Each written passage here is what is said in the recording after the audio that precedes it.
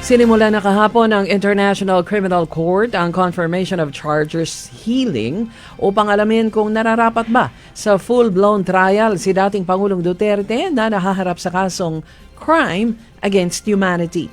Hindi dumalo sa hearing ang dating Pangulo, online man o personal.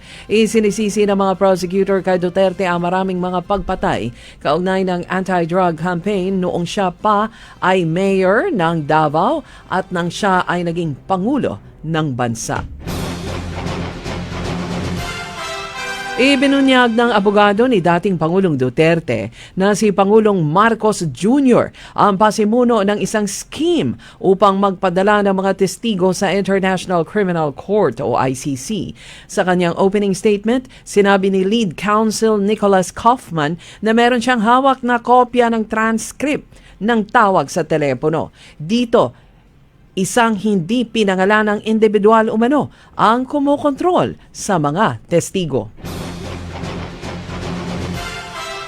Tulad ng inaasahan, agad na pinasinungalingan ni Palace spokesperson Claire Castro ang pahayag ni Nicholas Kaufman. Sinabi ni Castro na ang alegasyon na ito ni Kaufman kay Pangulong Marcos ay isang maituturing na kalokohan.